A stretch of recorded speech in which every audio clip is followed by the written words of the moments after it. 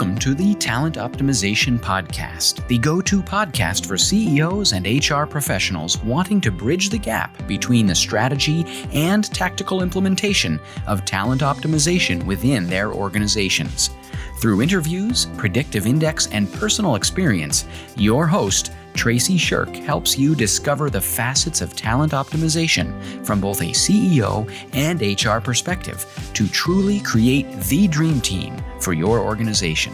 Are you ready? Let's get started. Hi, everyone. Welcome to Talent Optimization, Creating Your Dream Teams. I'm Traci Scherck, and I'm the Chief Talent Officer here at Elevated Talent Consulting. And I'm so incredibly excited to start this podcast for CEOs and HR professionals who are implementing predictive index inside of their organizations. And if you're not implementing predictive index inside of your organizations, don't tune out yet, okay? Hear how this tool with predictive index is really the easy button to connecting your business strategies to your business results inside of your organization. So let me tell you a little bit about myself. Again, my name's Traci Scherck, but my background is very much focused on serving people inside of organizations. I have my undergrad degree in business management, and then I have my graduate degree, which is a master's degree in public administration.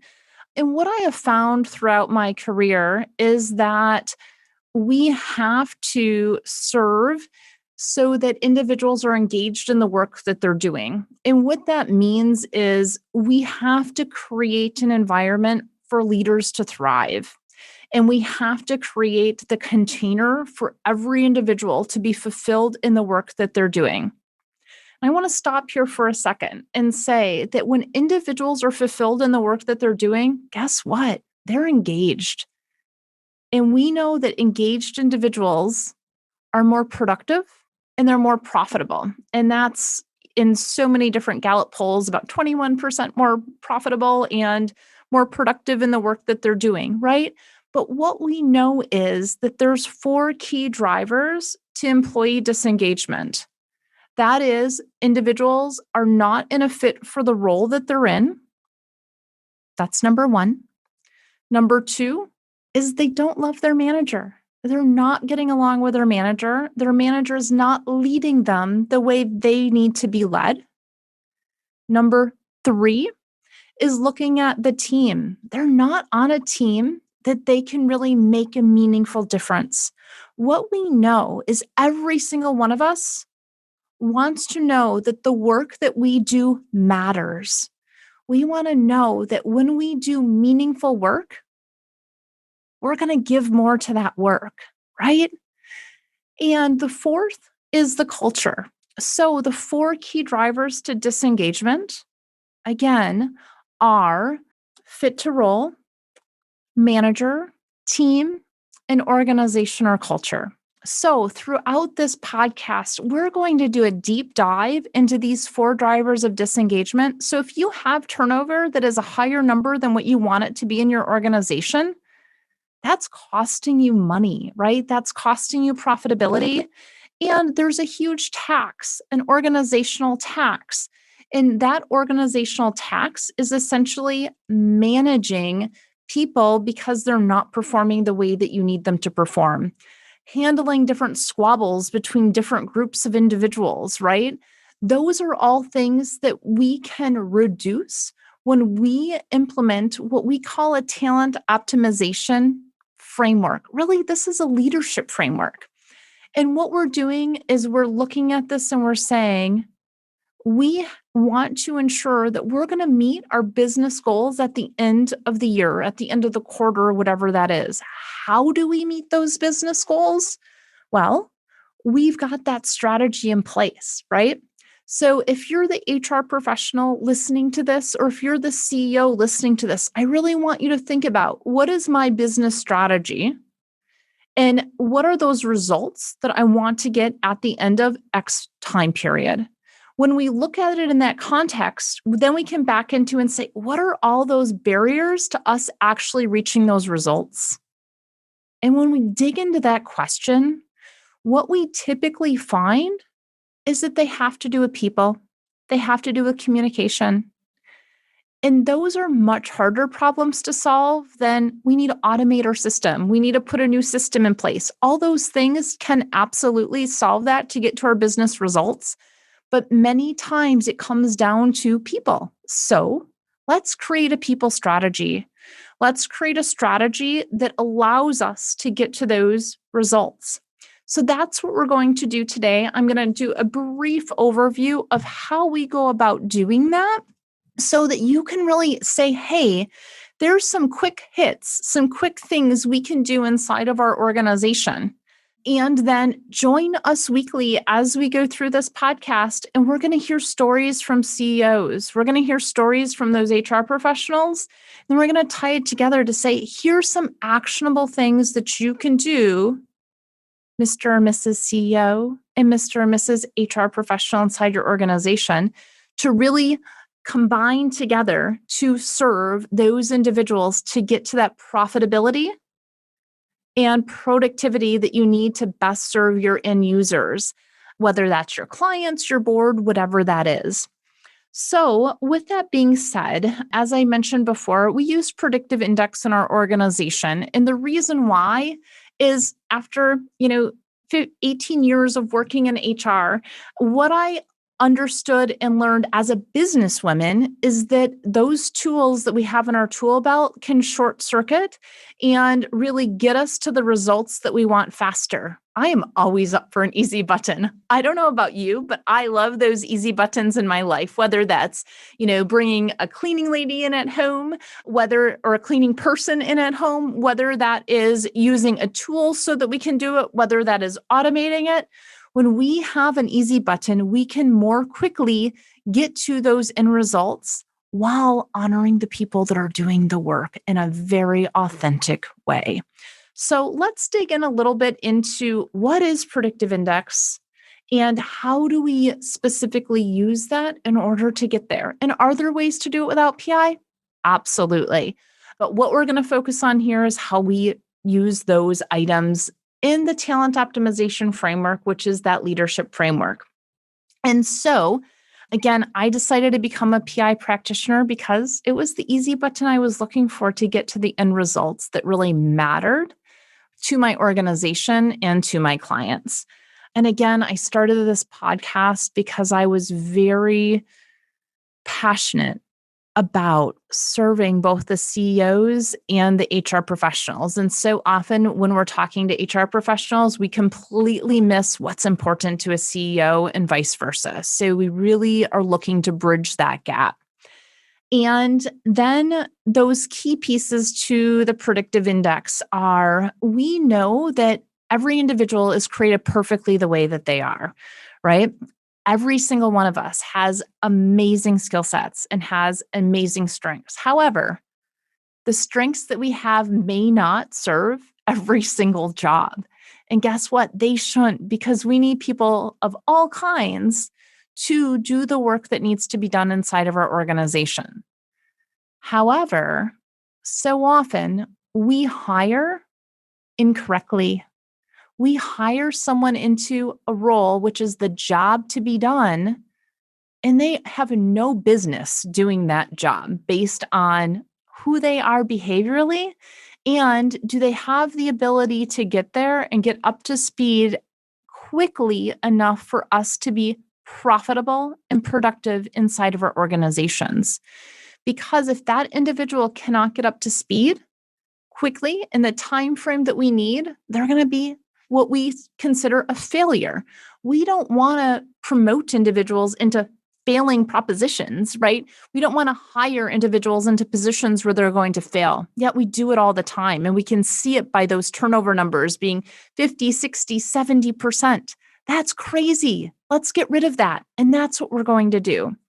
So utilizing predictive index, there's really 3 parts to the solution that we look at. And by the way, if you're interested in this, you will find in our show notes that there's a link to find out more information on this. But even better, go ahead and take the assessment so that we can dig into what this looks like for you. So those 3 parts of the solution are the behavioral assessment. It's 5 minutes. That's it. And what this will do is this tells us three really important things. This tells us what the DNA of a person is, what they specifically love to do. So, do we have an individual that is an out in front leader that's driving to get things done? Or do we have a leader that really wants to work as a team very collaboratively? Next, we're looking at, is this an individual that wants to be out in front with a microphone? Or is this an individual that really prefers to be behind the scenes, right? So when we think about that and how we solve problems, are we looking at someone that solves problems by talking it through? Or are we looking at someone that solves problems by thinking it through? The next thing we're looking at in that DNA of an individual, is this a process-oriented person that does item A, then item B, then item C, then item D? Or is this an individual that sees something that has to change and goes, I'm going to change it right now, right? These are very different types of people. The next thing that we look at is, how detail-oriented is this person? How many data points does this individual need to make a decision? Do they dot every I and cross every T and write us a book that gives us all the facts that we need? Or is this a bullet point person that's going to give us 4 bullet points? There you go, you're done, right? We need individuals in our organization that have all of those traits. And we need to understand who it is that we're hiring. So when we look at this behavioral assessment, which takes 5 minutes to do, we're understanding, what is the DNA of this person? Who are they? We're then looking at, how is this person being stretched and pulled in the last 30, 60, 90 days? So essentially, based on their DNA, are they living into who they are 100%, meaning that they're aligned, or are they turning themselves into a pretzel? And then lastly, who shows up on the day that they take that assessment? More importantly, if you're hiring, who shows up on the day of the interview? Because the organizations that we're working with and the CEOs and the HR professionals that we're talking to, what we find is, if they have high turnover in their organization, most of the time they're sitting there and they're going, I want that person that I interviewed. And I don't know who the heck you are 30, 60, 90 days later, but you're not who I interviewed. We don't want to hire for that. We want to hire for that DNA of the individual. And that's what this behavioral assessment tells us, so that we can hire the right person for the right role. That's the first part of the solution. The second part of the solution is, hey, how quickly can this individual get up to speed inside of our organization so that we can solve the problem and that they can be a productive member of our team? This is what we call our cognitive assessment, okay? So this is not how big the sponge is. This is how quickly the sponge absorbs water and how quickly that individual can get up to speed inside of our organization. The third part, and guess what? This is the key crux of everything, because the cognitive and the behavioral are who the person is. And that's incredibly important, who a person is. And every person is created perfectly the way they are. Yet, not every person is created perfectly for every job. So the job to be done, we use something called a job assessment. And we don't just have one person take this job assessment. We have the key stakeholders inside of the organization that are tied to this position being successful.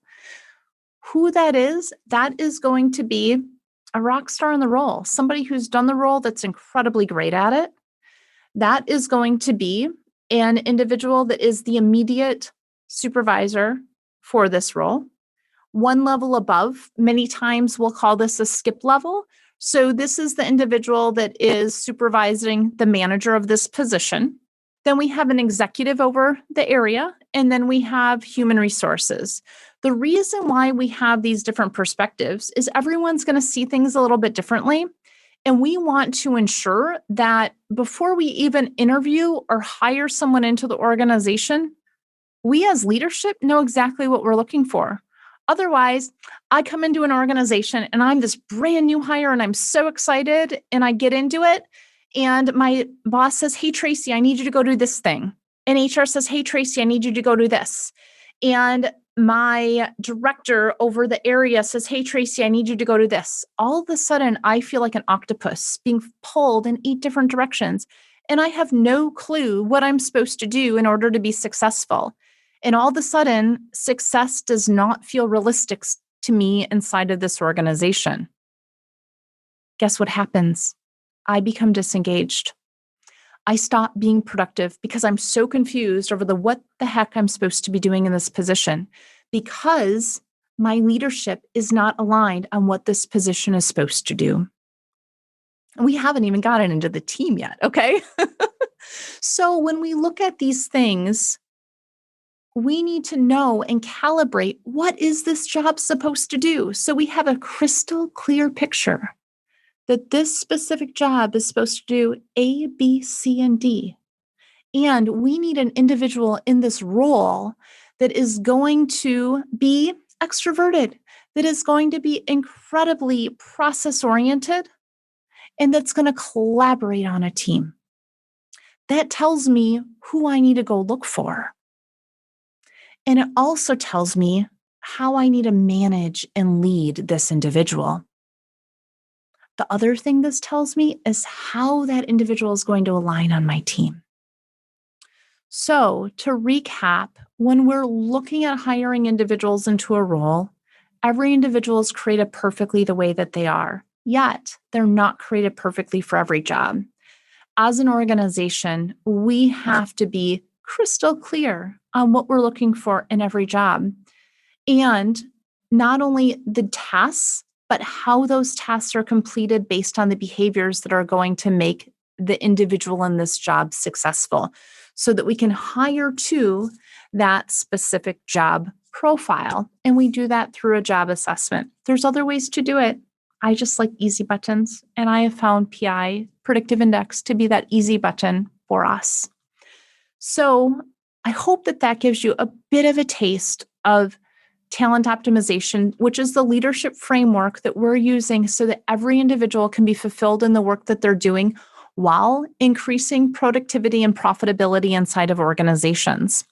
So I hope that you will join us throughout this journey as we talk about many different topics of talent optimization and how we are aligning the business strategy to the business results inside of the organization by serving the people that are inside of our organization so that they can reach their highest potential, blow their own mind, and be incredibly fulfilled in the meaningful work that they're doing.